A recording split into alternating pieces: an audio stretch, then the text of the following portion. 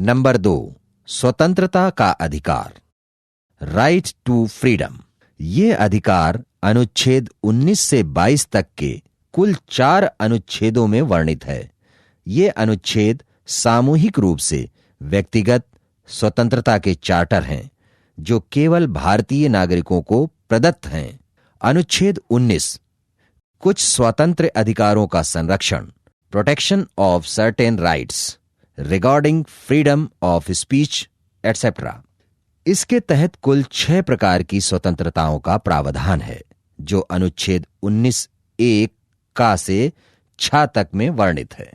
Number 1, वाक एवं अभिव्यक्ति की स्वतंत्रता, freedom of speech and expression.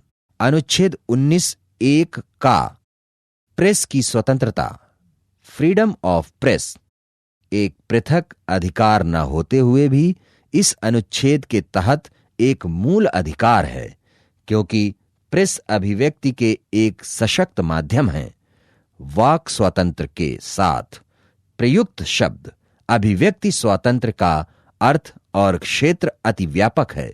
यदि इसके लिए प्रेस शब्द का प्रयोग किया जाता तो अभिव्यक्ति का क्षेत्र और आयाम सीमित हो जाते। नंबर 2, शांतिपूर्वक एवं निरायुध एकत्र होने तथा सम्मेलन करने की स्वतंत्रता, freedom to assemble peacefully without arms. अनुच्छेद 19(1) का सभा, जुलूस, प्रदर्शन आदि इस अनुच्छेद के तहत भारतीय नागरिकों के मूल अधिकार हैं।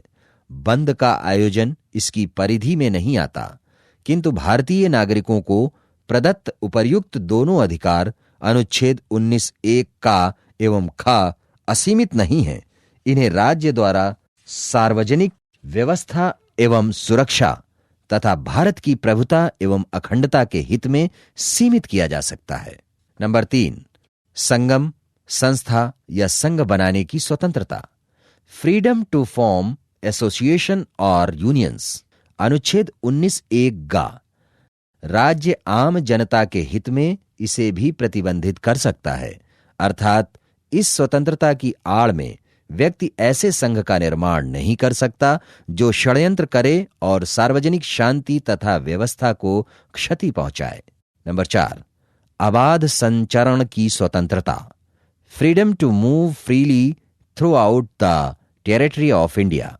अनुच्छेद 19(1) का भारतीय नागरिक को भारत के राज्य क्षेत्र में सर्वत्र बिना किसी बाधा के और बिना किसी अधिकार पत्र के संचरण घूमने फिरने की स्वतंत्रता है। इस स्वतंत्रता पर भी अनुच्छेद 19(5) के तहत आम जनता या अनुसूचित जनजाति के हित में युक्त निर्बंधन लगाया जा सकता है। नंबर 5, निवास एवं बसने की स्वतंत्रता, freedom to reside and settle in any part of the territory of India. अनुच्छेद 19(1) अंगा। इसके तहत नागरिक को भारत राज्य क्षेत्र में बिना पूर्व अनुमति के निवास करने या बस जाने की स्वतंत्रता है।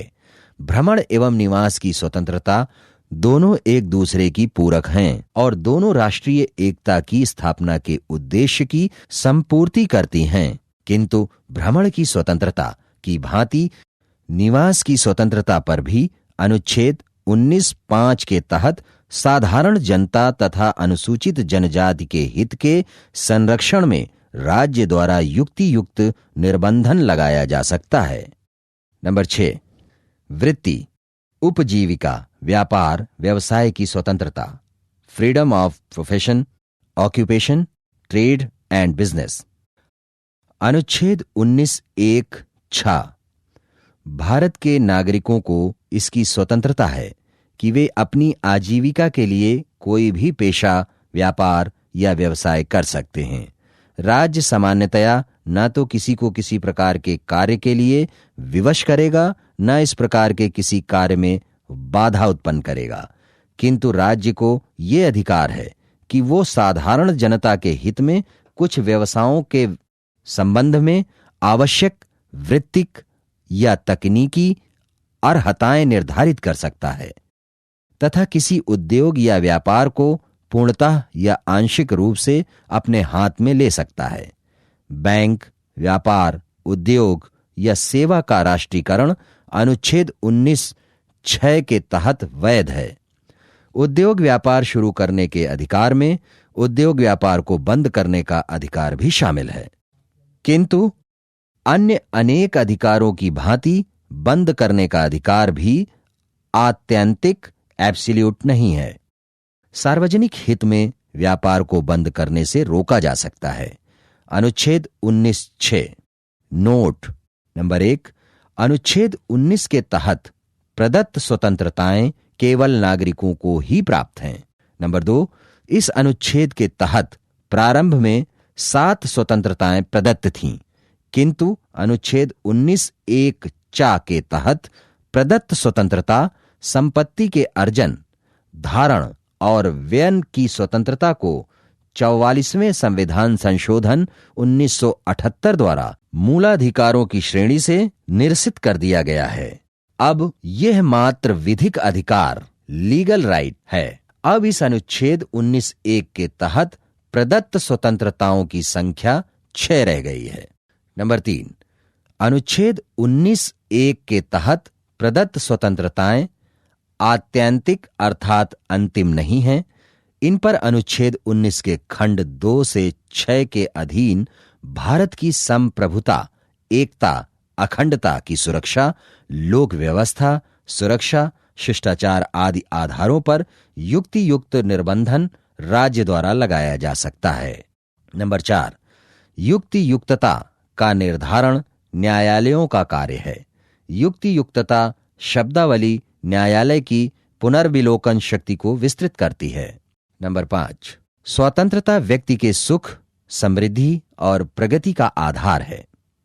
अमेरिका के स्वातंत्र्य घोषणा के अनुसार मानव अधिकारों में जीवन, स्वतंत्रता तथा प्रसन्नता, life, liberty and the pursuit of happiness का अधिकार सर्वाधिक महत्वपूर्ण है।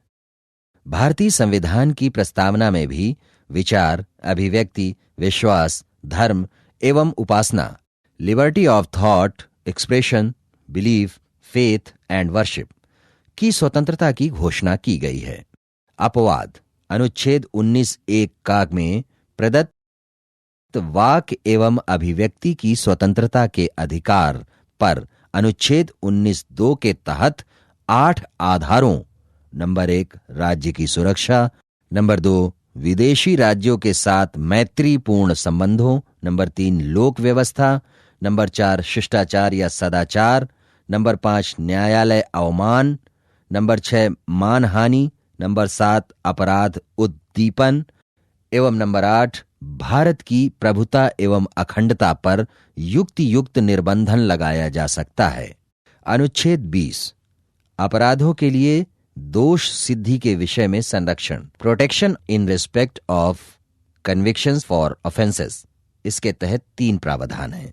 नंबर 1, अनुच्छेद 20(1) उपबंधित करता है कि पवित्र विधि के अंतर्गत किए गए अपराध के लिए ही व्यक्ति को दोषी या अपराधी ठहराया जा सकता है, कार्योत्तर विधि के तहत नहीं। अर्थात ये अनुच्छेद भूतलक्षी विधि, रेट्रोस्पेक्टिव लॉ से दंड का प्रतिषेध करता है, किंतु यह सिविल विधियों को भूतलक्षी प्रभाव से नहीं रोकता। कर भूतकाल के लिए भी लगाए जा सकते हैं। नंबर 2, अनुच्छेद 20(2) दोहरे दंड, डबल जेओपर्डी से संरक्षण देता है। अर्थात कोई व्यक्ति एक अपराध के लिए एक बार से अधिक अभियोजित या दंडित नहीं किया जा सकता। नंबर 3, अनुच्छेद 20(3) आत्म अभिशंसन, सेल्फ इंक्रिमिनेशन से संरक्षण प्रदान करता है। अर्थात किसी व्यक्ति को स्वयं अपने विरुद्ध साक्ष्य देने के लिए बाध्य नहीं किया जा सकता। अनुच्छेद 21, प्राण एवं दैहिक स्वतंत्रता का संरक्षण, protection of life and personal liberty. ये अनुच्छेद उपबंधित करता है कि किसी व्यक्ति को उसके प्राण एवं दैहिक स्वतंत्रता से केवल विधि द्वारा स्थापित प्रक्रिया, according to procedure established by law के अनुसार ही वंचित किया जा सकता है, अन्यथा नहीं। अर्थात प्राण एवं दैहिक स्वतंत्रता के अधिकार को कार्यपालिका तथा विधानमंडल, एग्जीक्यूटिव एंड लेजिस्लेटिव से सुरक्षित किया गया है। किंतु इसके बावजूद ये अधिकार परिसीमित है, निर्बाध नहीं, क्योंकि इस अधिकार, जीवन और दैहिक स्वतंत्रता को विधि द्वारा स्थापित प्रक्रिया, प्रोसीजर एस्टैब्लिश्ड बाय लॉ के द्वारा छीना जा सकता है। नोट 1, अनुच्छेद 21 में प्रदत्त अधिकार नागरिकों तथा विदेशियों दोनों को प्राप्त हैं। नंबर 2, अनुच्छेद 21 में प्रदत्त अधिकारों को अब आपातकाल में भी राष्ट्रपति के आदेश द्वारा निलंबित नहीं किया जा सकता। इसे 1962 में चीन द्वारा भारत पर आक्रमण के दौरान, 1971 में पाकिस्तान द्वारा भारत पर आक्रमण तथा 1975 में आंतरिक अशांति के आधार पर आपात उद्घोषणा के दौरान निलंबित किया गया था। ऐसा अनुच्छेद 359 में ये प्रावधान होने के आधार पर किया गया था कि जब अनुच्छेद 352 के अधीन आपात उद्घोषणा प्रवर्तन में हो, राष्ट्रपति आदेश द्वारा भाग 3 के तहत प्रदत्त अधिकारों में से किसी को, जिसे वो राष्ट्रपति उचित समझे, निलंबित कर सकता है। किंतु 44वें संविधान संशोधन 1978 द्वारा अनुच्छेद 359 में संशोधन करके ये स्पष्ट कर दिया गया कि अब भविष्य में अनुच्छेद 21 द्वारा प्रदत्त अधिकार को राष्ट्रपति के आदेश द्वारा आपातकाल में भी निलंबित नहीं किया जा सकेगा। नंबर 3, संविधान के 86वें संविधान संशोधन 2001 द्वारा संविधान के अनुच्छेद 21 के पश्चात एक नया अनुच्छेद 21 का जोड़ा गया है, जो उपबंधित करता है कि राज्य 6 से 14 वर्ष की उम्र तक के सभी बच्चों के लिए निशुल्क और अनिवार्य शिक्षा, फ्री एंड कंपल्सरी एजुकेशन की व्यवस्था करेगा।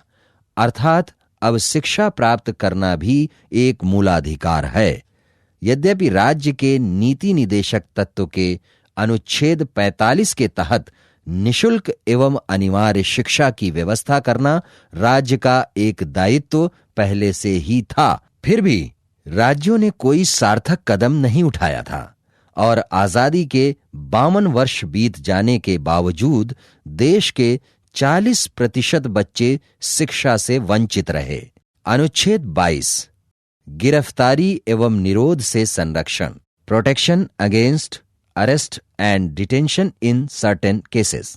इस अनुच्छेद के तहत 3 अधिकारों की गारंटी दी गई है।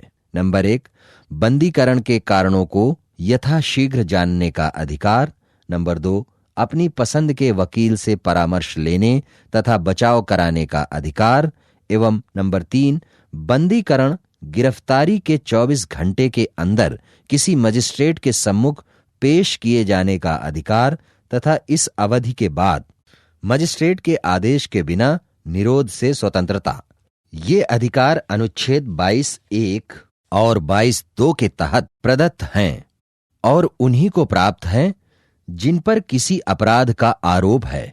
न्यायालय द्वारा जारी किए गए वारंट के तहत गिरफ्तार या निरुद्ध व्यक्ति को ये अधिकार प्राप्त नहीं हैं। अर्थात ये अधिकार कार्यपालिका और दूसरे न्यायेतर प्राधिकारी की कार्यवाही के विरुद्ध संरक्षण प्रदान करते हैं, न्यायालय की कार्यवाही के विरुद्ध नहीं। अनुच्छेद 22 के तहत बंदीकरण, गिरफ्तारी, अरेस्ट 2 प्रकार का हो सकता है।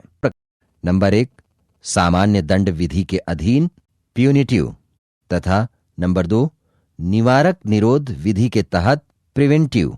दंडात्मक प्यूनिटिव विधि के अधीन गिरफ्तारी दंड देने के उद्देश्य से की जाती है, जबकि निवारक प्रिवेंटिव विधि के अधीन गिरफ्तारी का उद्देश्य दंड देना नहीं, अपितु व्यक्ति को अपराध करने से रोकना या अपराध के लिए निश्चित उद्देश्य को पूरा करने से रोकना है।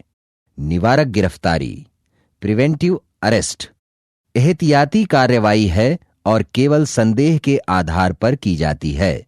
अनुच्छेद 22 के खंड 3, 4, 5, 6, 7 निवारक निरोध से संरक्षण से संबंधित हैं।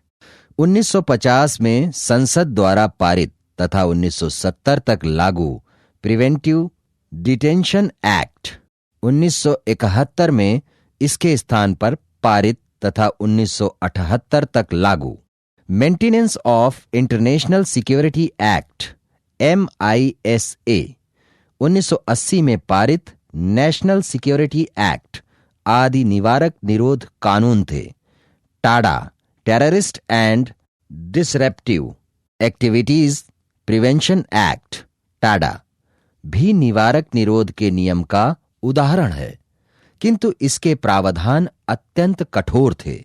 इसके स्थान पर अब पोटा लाया गया है। निवारक निरोध प्रिवेंटिव डिटेंशन के ये अधिनियम राष्ट्रीय एकता अखंडता के लिए बरकरार प्रत्यक्ष अथवा अप्रत्यक्ष या प्रच्छन्न ओवर्ट और कोवर्ट षड्यंत्रों से सुरक्षा के लिए निर्मित अनिवार्य संवैधानिक उपाय हैं। यद्यपि ऐसे प्रावधान प्रजातंत्र के ललाट यानी मस्तक पर कलंक सदृश ही होते हैं।